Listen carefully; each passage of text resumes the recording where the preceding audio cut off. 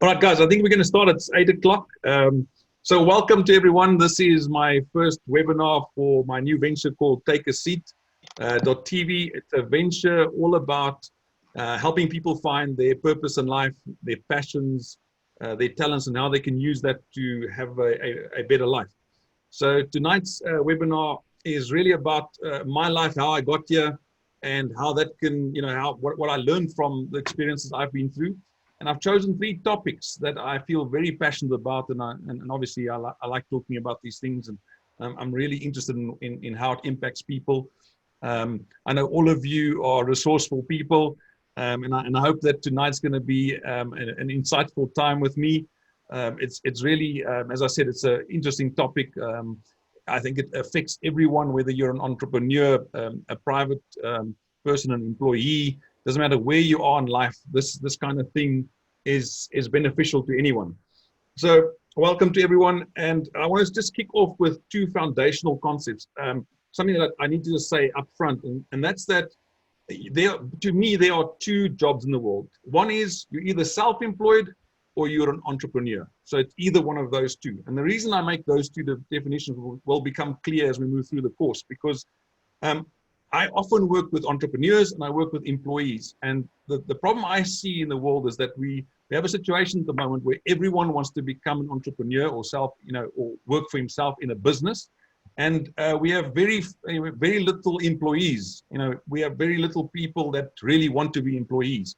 And I think both have a calling, but both have a reason for being. So whether you are an entrepreneur or an employee, this all counts and will work for you.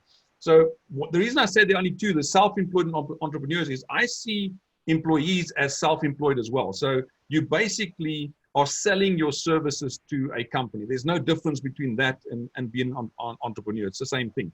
And so I'm also trying to convince the entire world, it's like a passion of mine, that we need more good employees and we need entrepreneurs as well. We need both sides.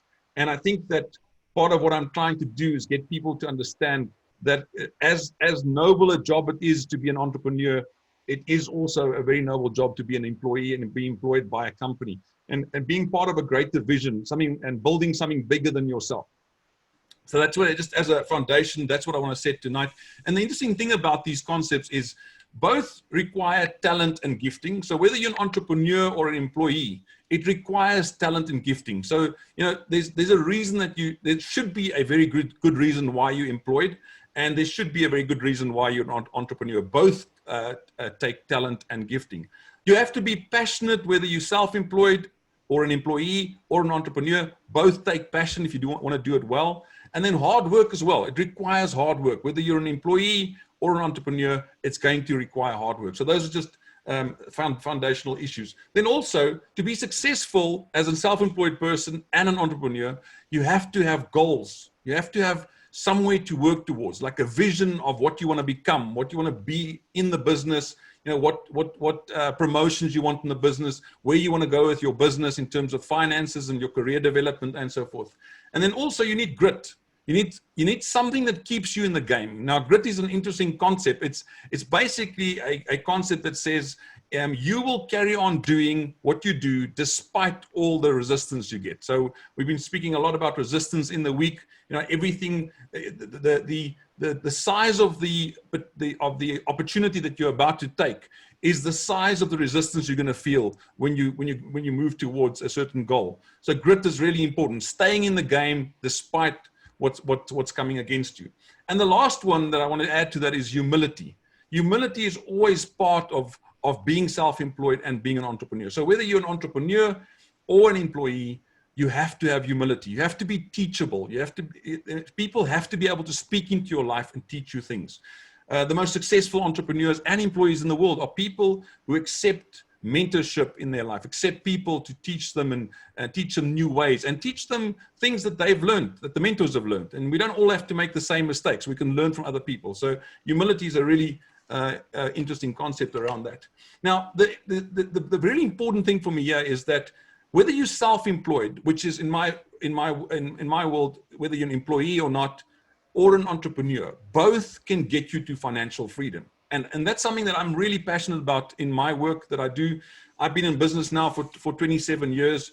I've been involved in a family business for over 27 years. The business has been around for 45 years. And it's been really interesting journey to see how we as entrepreneurs interact with our employees. And it's become a passion of mine to find a win-win situation between employees and the companies and businesses. And I think there's a big divide at the moment worldwide because employees view company owners as people that do things at the cost of employees, and employees don't want to work in businesses anymore. And we've got this sick situation where people are just starting businesses all over the place. And I believe it's a gifting. So the big failure rate with entrepreneurs is not because business is difficult. I believe it's because it takes gifting, and not everyone can be a business owner. But the thing I want to get to is the really important thing is that I've realized is I can take an employee and get them to financial freedom despite the fact that they're working for a company. So a really important concept. And I want to show you some of the reason I say that tonight.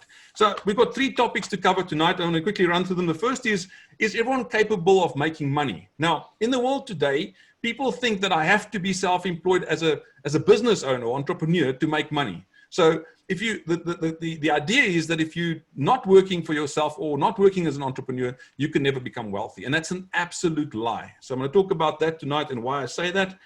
And then secondly, we're going to look at what is a poverty mindset. And this is really what the real root of the cause is people with a poverty mindset. And I'm going to talk about what I see is a poverty mindset, what I've come across in the workplace, and what I teach people in the workplace around what a poverty mindset is and how to get out of it. And then the third topic we're going to discuss is how to become or get to a wealthful mindset. Now, wealthful is a word that's not in the dictionary. It's a newly coined word, and it basically means that you're a whole human being, that you've got goals in place, you've got a vision for your entire life, and we'll talk about what a whole being looks like when we get to that topic. So let's jump right in there. So is everyone capable of making money? Really important.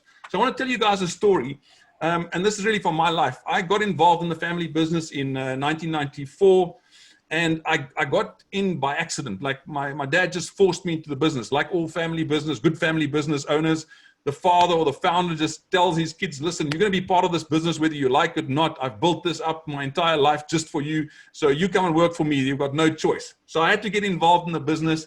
It was a mechanical engineering business. I studied electronic engineering. So I had absolutely no interest in mechanical stuff. But, I had to sweep the floors for the first 2 years, and I did that. And I knew that my first couple of years would be about serving well in the company and just trying to understand the mechanics of business. But I also knew that this wasn't what I wanted to do with my life. So very early on, I knew inherently that I had something in me that was different from what the family dictated and what they wanted from me. And they didn't really understand it at the time. I think the previous generation, my father's generation, didn't really understand what purpose meant or talents or passion. They all just thought, you do whatever you have to do to make money and survive. I think Robin can probably attest to that kind of logic in those years. You do whatever it takes just to make a living. That means you're a janitor or a parking attendant, or you work at a supermarket, whatever it takes just to make money, or you become a teacher or policeman or a nurse, or just whatever. And so there was very little discussion around what you should be doing after school. But the change came for me when my first breakthrough was in 1999.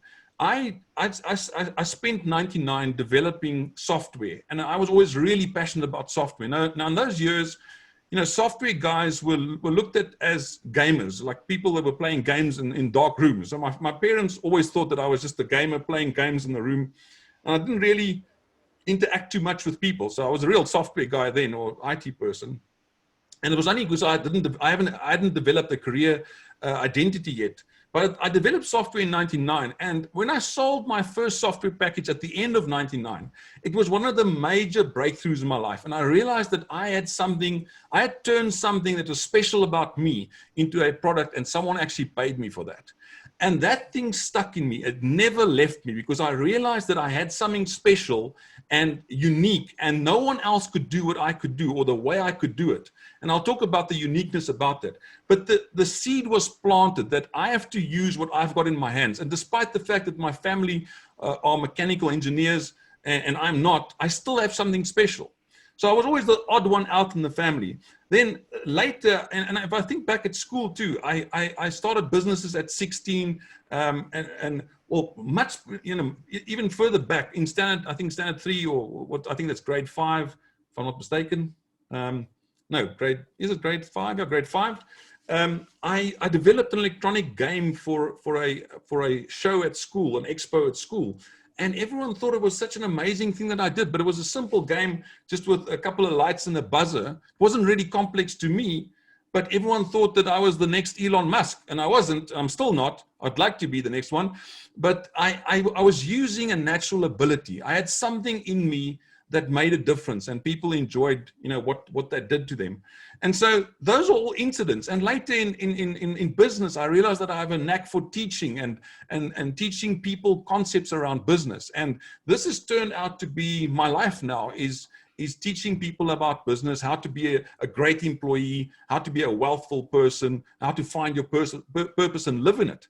So, that was the lesson for me, is that you can look around you and try and copy someone. I wanted to be like my father. I wanted to be like my brother, because I wanted to feel part of the family business.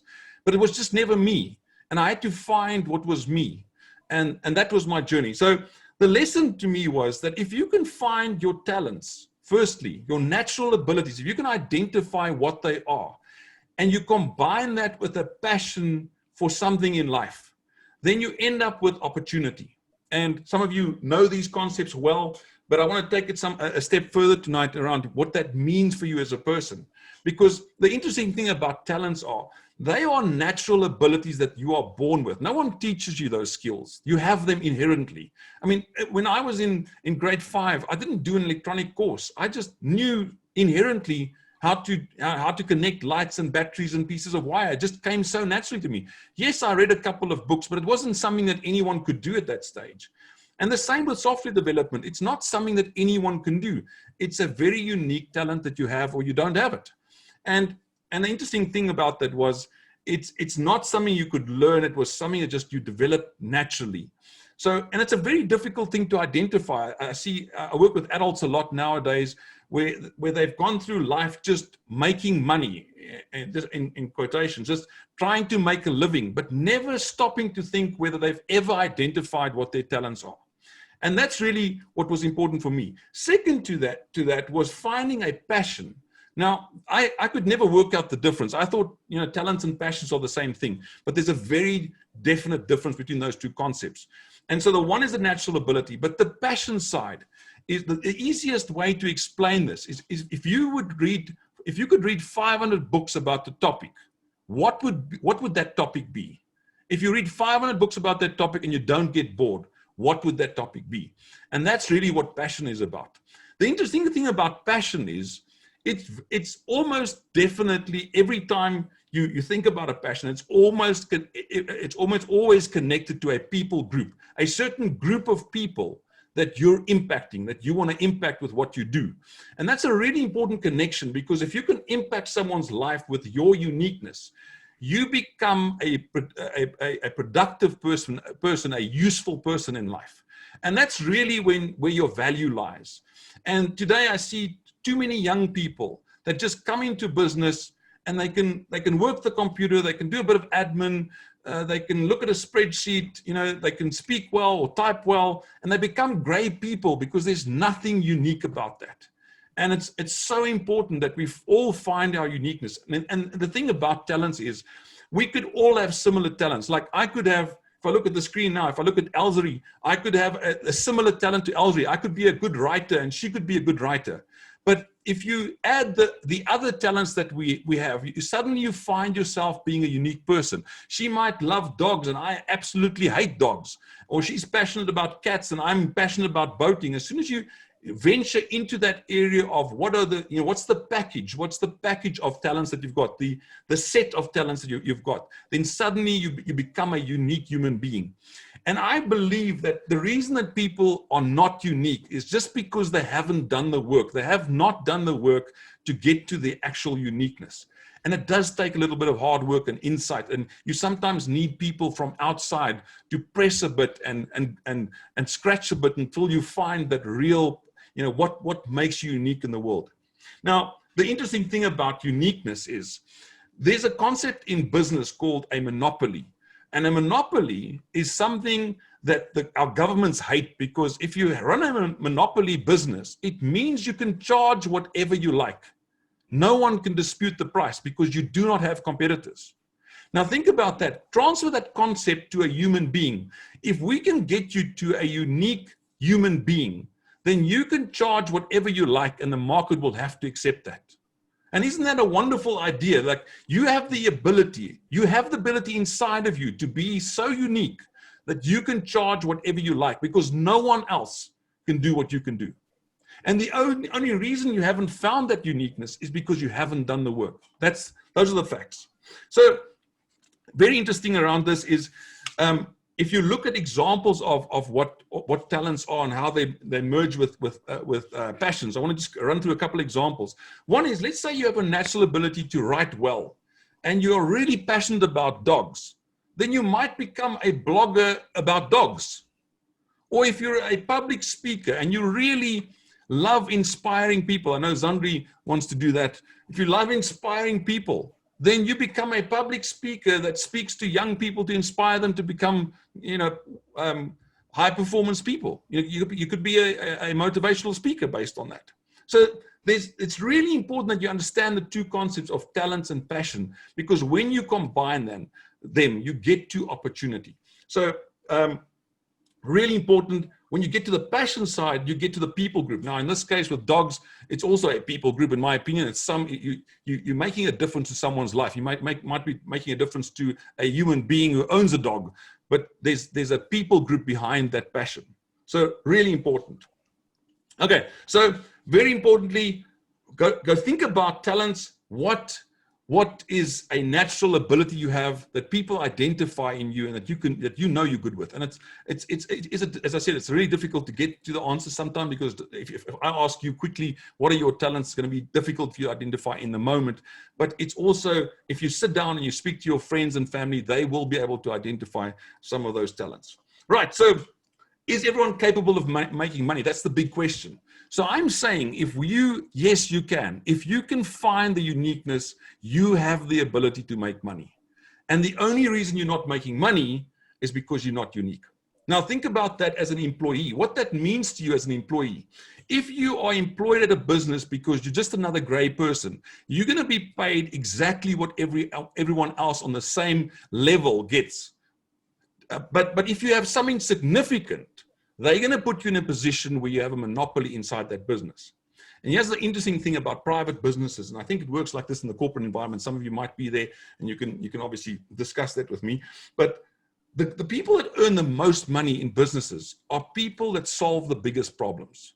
That's a fact. So my dad always said to me, Kevin, don't try and work out how the job works. Work out how the money works. If you can find out how the money works in a business, you'll be a wealthy person, whether you're an employee or an entrepreneur. So, and I mean, I've never really met employees that come to the owner and say, listen, I've got a great idea for the business, and this is how I'm going to move it forward for you, because people just don't do that, because they haven't found what makes them unique. And if you can find your uniqueness and passion in a business and help the business owner to solve his problem, you're going to be a wealthy person. It's just the way it is, because you're solving big problems. Right, so that answers the first topic. In topic 2, I want to discuss quickly what is a poverty mindset. Really important. For many years, I thought that, I'm missing something. There's some psychological problem when people come and work for the business and they're not passionate about what they do. We do training, we do performance management, but we just can't get these people to think like entrepreneurs. Now, it's an interesting concept. I can never teach you to be an entrepreneur, but I can teach you to think like an entrepreneur. And this has been well proven through research that it's impossible to teach someone to be an entrepreneur. But what I believe we should be doing is teach employees how to think like entrepreneurs. And so what is the poverty mindset? This is what I discovered was employees don't have a problem. You could get them to identifying their talents and you could identify their passions, but then something else potentially could be blocking them from making money. And it's their relationship with money. So a poverty mindset is a really interesting concept and that people carry around, and something that was nurtured as a child. So if you were raised in a house where there was discussions about we don't have money now, or you can't buy that now because we don't have the money, or there's always a lack discussion. We can't go away on holiday because we haven't got money, or dad lost his job, or the car's broken down, we don't have money to fix it. If you were in those kinds of discussions, you've probably developed a poverty mindset. And I'll tell you why. Because if you look at the characteristics of a poverty mindset, a person who's always thinking about bills has a poverty mindset.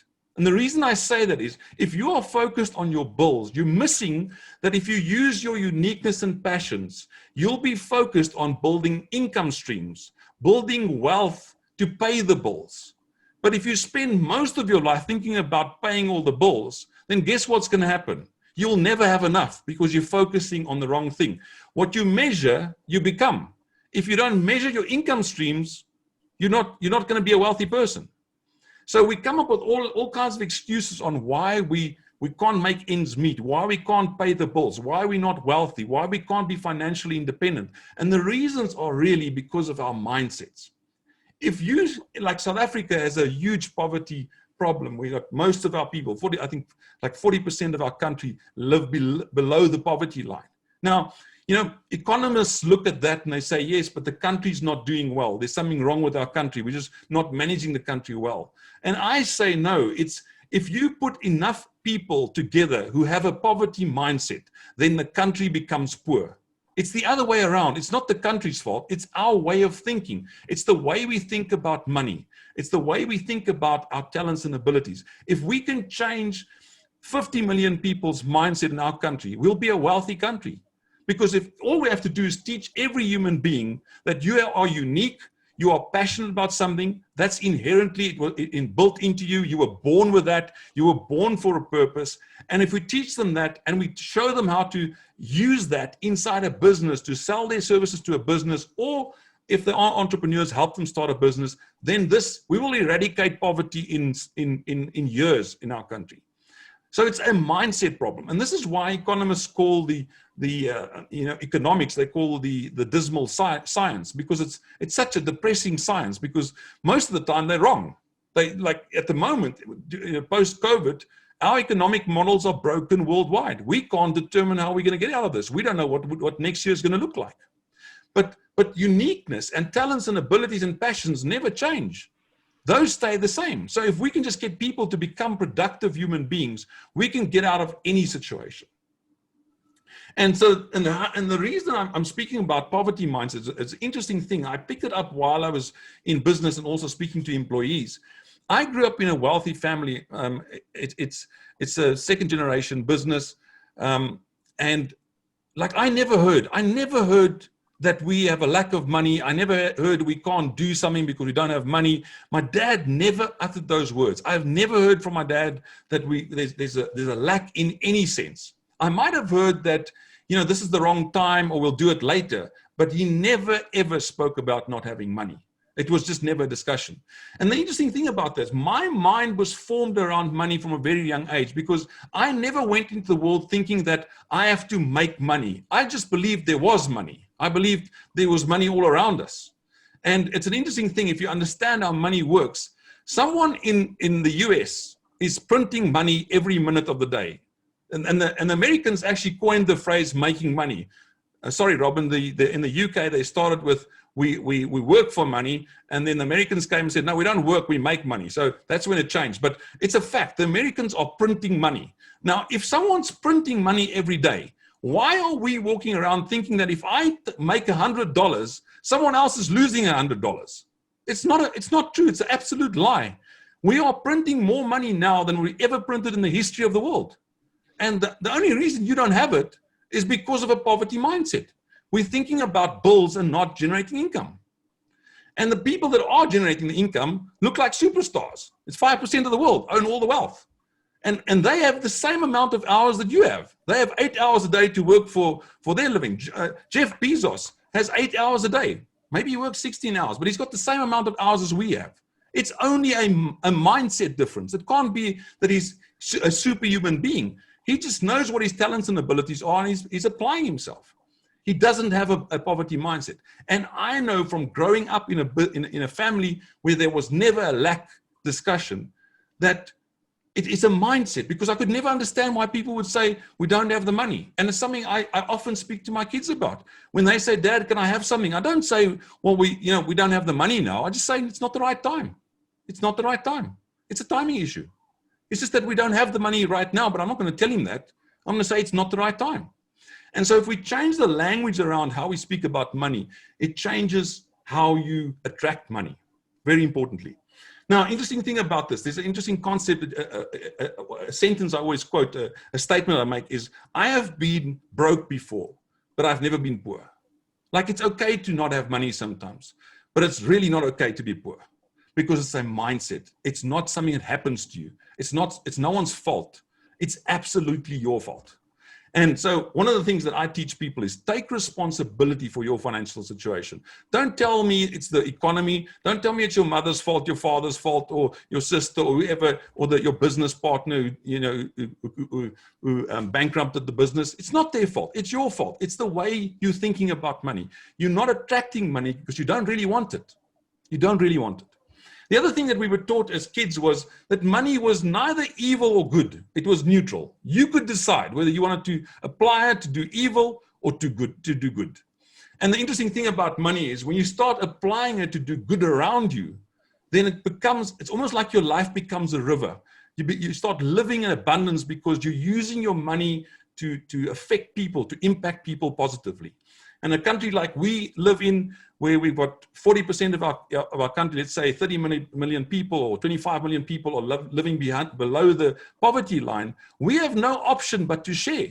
And I think it's really difficult in a first world country because there's not a lot of poverty around, but we see poverty all around us. And the question to our business owners and to our employees are, what are you going to do? Because in the mornings when you drive to work, you're going to see 10 to 15 people begging for food every day of their lives. Like we can't ignore this stuff in our country, but it's the same for everyone worldwide. And so we've learned as South Africans to start sharing with the people around us. There's just no other way to do it.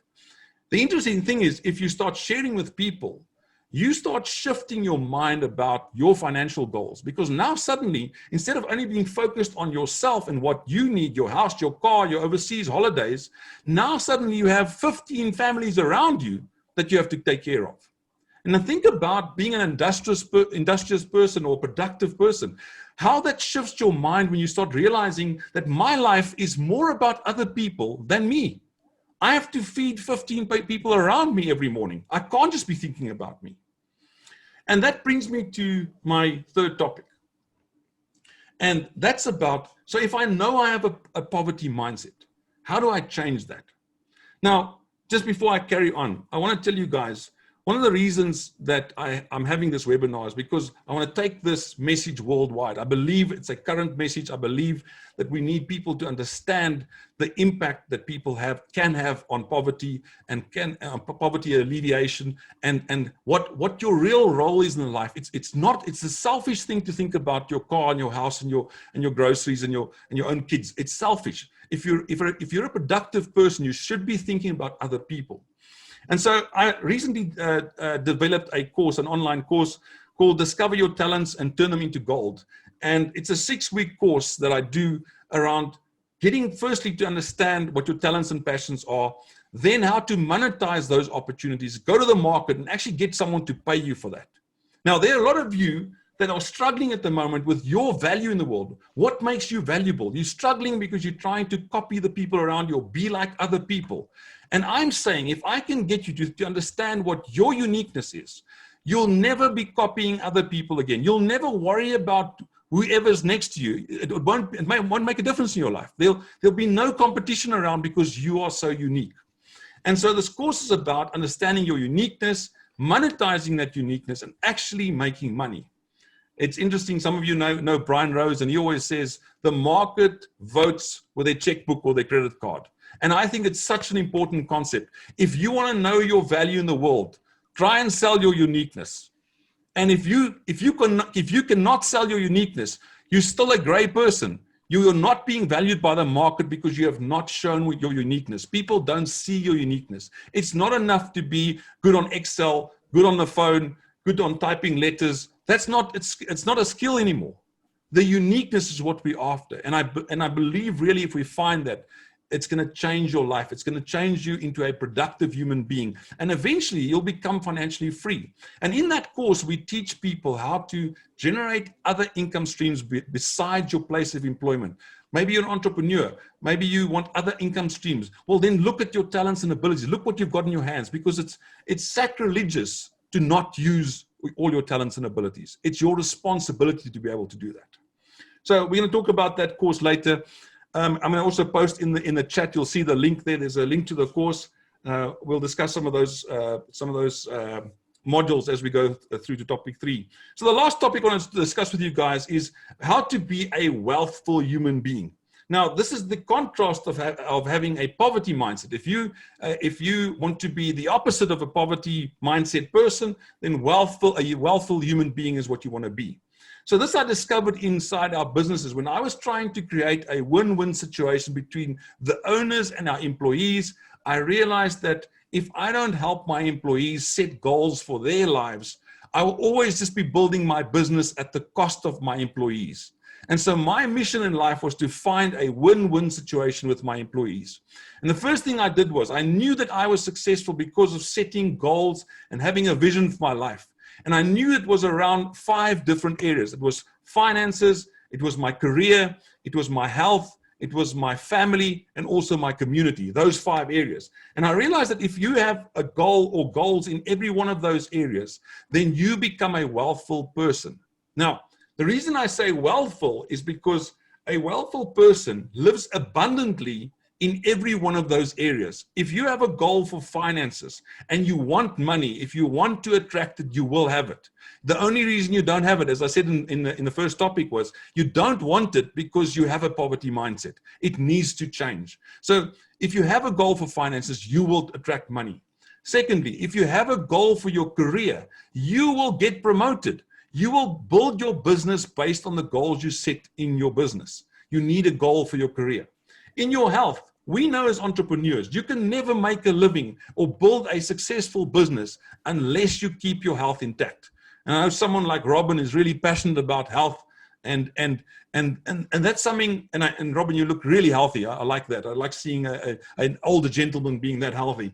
But it's so important that we understand that we've been called to do business or go out into the world and make an impact. And one of the things I hate is when people say, I'm going to retire when I'm 65. Like, who gives us the right to retire? Like, you are a resourceful person. You have uniqueness, you have ability, you have passions. You can make an impact in another life. Why would you want to go retire? You're losing your uniqueness immediately. You're immediately removing yourself from society as a productive human being. And it's something that should not be happening. So the 5 areas are really important to set goals for those areas. And eventually, once you've got the goals, then all you need to do is take massive action in those areas. Now, the interesting thing about the last area called the community goal is that if you start setting community goals, if you force yourself to look at the community around you and ask yourself, how can I make a difference in my community? You'll see that your finances and your career goals will change immediately, because the facts are you cannot help someone without money. This was a major revelation in my life. You know, you can hug and kiss people all you like, but if you don't have money, you are not making a difference. It's a slight difference. It's a small difference. You can only hug and kiss people so much, but at some stage you're going to have to do something. Get out and do something. Buy them food, buy them a house, buy them a car. That's how you make a difference. And if you start looking at your community around you, where the real need is in your community, you're going to understand the financial need around you. We avoid these discussions. We avoid anything that costs money because we're trying to survive as human beings. But we need to get past survival. And I believe that if you set yourself a community goal and you run with that, you will force yourself to set bigger goals in your finances. And when you set bigger goals for your finances, you are forced to develop your career or your business way past the initial ideas you had. So a community goal is one of the game changers in understanding what it means to be a wealthful person. Right, guys, so those are my 3 topics. I want to quickly go into Q&A. I've said a lot. I know it's a lot in a half an hour. I meant to finish in a half an hour. I got through it. So I want to talk to all of you. So if you don't speak to me, I'm going to just point to you and ask you to say something. And I know my friend Robin Scott is a good speaker. So I'm going to start with him. Robin, just give me on the first topic around, is everyone meant to have money? Have you got any comments or questions around that topic? Yes, I do, Kevin, to be honest, and thanks for asking me to give my opinion. My life experience tells me that it's not quite as simple as you make out. I'll be very frank with you, because one of the aspects of this course seems to be based on the assumption that if you follow your talent or you follow your passion or you do what you love to do, which is the sort of current creed, then you will inevitably become rich. And my experience is different. I can see how that works in some cases, right? Right.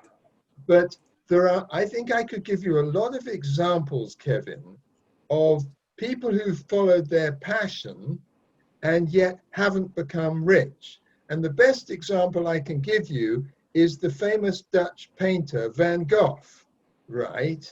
Who's one of the greatest painters that ever walked the earth. And yet he led a life of terrible poverty and mental depression and so on. But he was doing what he loved to do. And there are other examples that I can think of. And so when you use the word wealthful, and I like the word wealthful, I think it's a great concept, Kevin, I tend to think of that in not purely monetary terms, right? In yoga, we say health is wealth. And and it's very kind of you to be polite about my interest in health, because you're right, that is a real passion for me. And I'm not a particularly rich man, but I'm probably the healthiest person for my age that you'll ever meet. So my assets are not purely financial, right? My real assets are actually non-financial, and they are peace of mind, serenity, contentment, joy, and physical well-being. So when you use the word wealthful, which I really like, I tend to think of that in financial terms, yes, but most importantly, in non-financial terms. That would be my contribution, Kevin. Thank you, Robin. Thank you, Robin. Kieran, you want to just add to that? Firstly, you're excellent. I love what you're saying, and because I did a course, basically, many years ago, my daughter was wondering what she was going to do when she leaves school. And it became a problem, because she really was confused and it was conflicting. Long story short, I brought an American over here to Ireland who delivered a course, something similar to what you're doing. And it was to find your unique you. And he combined your unique talents, your unique inherent abilities, and quite interesting, what your purpose is in life, what really gets you going, And he did a beautiful, I'll talk to you again about it. It was the most wonderful things. He changed her life forever. She left school early and hasn't missed a day in her life, and she will become successful in her career. Now, not alone that, I just want to say my other daughter then, when I saw the success of that, my other daughter did it. She finished school in 3 months as opposed to 2 years and hasn't missed a beat. When I saw that reaction, I did it myself. Phenomenal. Wow. The second thing I want to just commend you on is I love your outlook, because I really believe as people, we are community people, we're family people, we're individual people. And when you're helping across all those dynamics, and thinking bigger and broader, and I concur. I mean, it's like losing the bullshit mindset that the media, everything stuffs, everything is to blame the individual. The climate's the human's fault. This is their human's fault. Yeah, You can't money and the exactly. conversation and the stress. So I love you're lifting the lid off it, and good luck to you, man. Change the world, and you will, because the mindset is really, you have got something special there. Thank you. Thanks. Thank you, Karen. Thanks very much. Sam, you want to add something there? I see you look concerned. No addition there. Robbie, you wanna add something? Just unmute yourself. There we go. Yeah, Kevin. Yes, I agree with both Kieran and Robin, but I want to disagree a little bit with Robin as well. I understand what he meant by saying, like the example he used with Van Gogh, not always being possible to make a great success out of that. But I think that's where you came in with your third point, or I'm not sure, second point, the poverty mindset. Your gift or your talent or your passion or your purpose might not be something that in the eyes of the world might earn you a great income. But if you really connect that to your passion, your goals, etc., setting goals and overcoming a poverty mindset, I think you can take a street sweeper and make him a businessman and a successful businessman by applying the right principles which you are talking about. So I see a lot of value in the principles that you're talking about and the principles that you want to bring forth. Okay. Thank you very much. So guys, we're going to do some more questions, but I just want to quickly talk to you about the course now that Kieran's spoken so wonderfully about this concept. I want to take you through a couple of the concepts in this course. Let me just share the screen. I want to show you what I've got. It's a 6-week course, as I said, and it starts with Born to Wow. I really believe that every person was born to make an impact, and you need to find what that is. So it's about your talents and how you find them and how you find your life eventually. And then the second week, we look at your heart knows where the gold is. And that's where I talk about the passion, because I honestly believe what you're passionate about is a leading indicator to where the money is. And remember what I said, this is not evil money. Money is neutral. We can use money for good. And I'm saying, let's go find where the gold is. If we can find where the gold is, we can make a difference in this world. And I agree with Kieran, it's about the individual. Like we are grouping people together worldwide. We're using stereotypes to group people. And what we should be talking about is, what is the individual's responsibility? What is your and my responsibility in this world? And that's what we're talking about in week 2. In week 3, we look at the opportunity that your talents and your passions combined give you as a person. And yeah, I think, Robin, when we go into week 4, this is really what I believe that Van Gogh didn't do, is turn it into a product. Now, you don't have to turn any of your talents into a product. But here's the thing. When you look at step 3, when we get to opportunity, you can't just build what you think the world needs. You have to go to the market and test those products. It's a well-known fact when you have a business and a product. You physically have to go out and sell a minimal viable product. And if no one's buying it, then what's the point? What's the point of doing something that no one wants?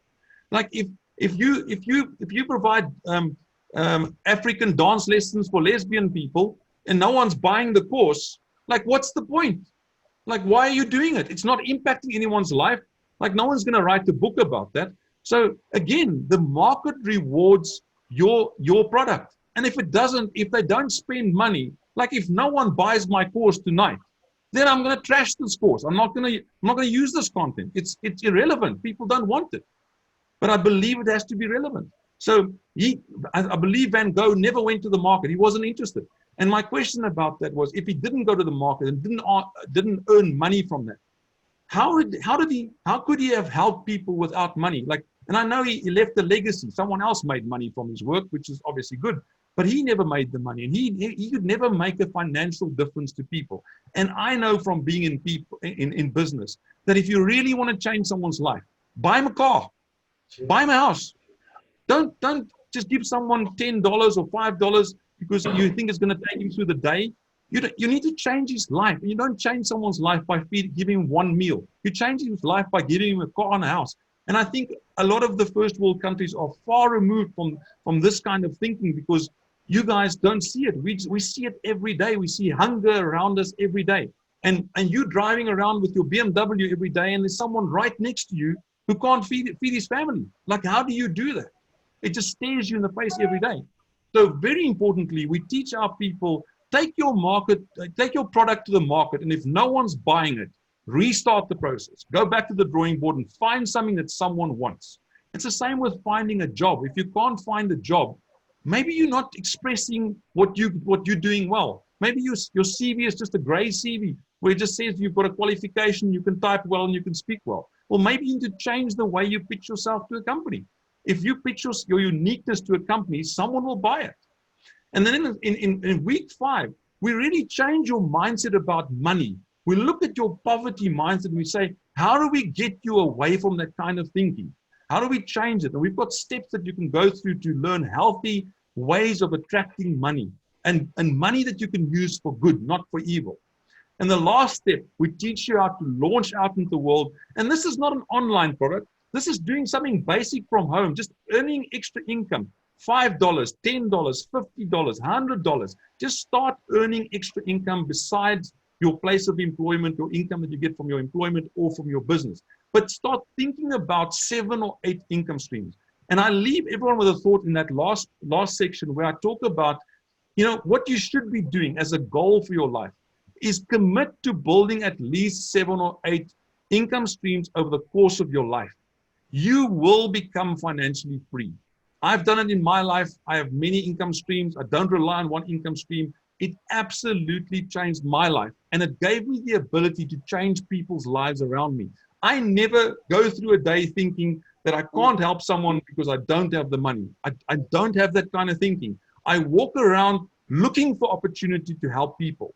And that forces me to keep building my products, keep making an impact in the world, and earning money from the gifts I've been given. And I believe today that if you don't do that, it's sacrilegious. It's a problem if you've been given unique talents and abilities and you are not making a difference, and you're not earning from those abilities, and you're not making a difference with the money you earn. It has to come full circle. That is the only way to become a wealthful person. And that's how you end up being someone who feels purposeful, who has a purpose, who gets up every morning happy to be alive, happy to be. Right, so that's the course steps. And guys, so Tony, if you can just mute yourself there. So that's the course, guys. And so for tonight only, this course normally costs $99. I'm offering the course to you at $27. It's dirt cheap. Think about this. I'm going to change your life forever. I'm going to help you find 7 income streams.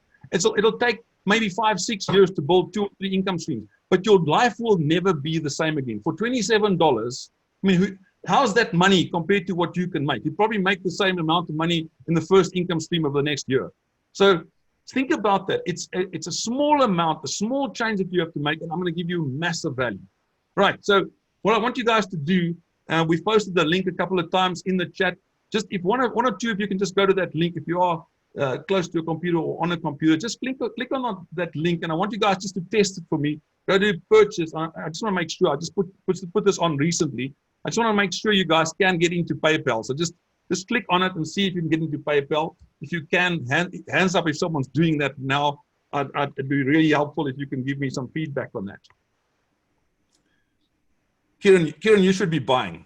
You should be buying, Kieran. I'm buying. I think I've got to put money. I've never bought PayPal, but I think I've got to put money into the PayPal account. But I'm buying. No, you just vote with your credit card, Kieran. You just vote with your credit card. Don't worry. I actually put it in, but anyway, I'll figure it out. That's just my technology resistance. So I'm buying. Got it. Thanks very much. Thank you. Guys, so the first 3 guys that sign up, I'd like to spend some personal time with you one-on-one. So I'm offering everyone here, if you sign up tonight, the first 3 people, I'll sit with you for 15 minutes, do an online one-on-one coaching session with you. I'll give you some more tips, and we can talk about your life and your talents and ability and what you've discovered and how we can move forward. Brilliant. Right. Thanks, guys. Any more questions? Magic. Everyone happy? Okay. Sam, nothing to end off tonight, Sam. You've always got the last word, Sam. Please give us the last word. Right.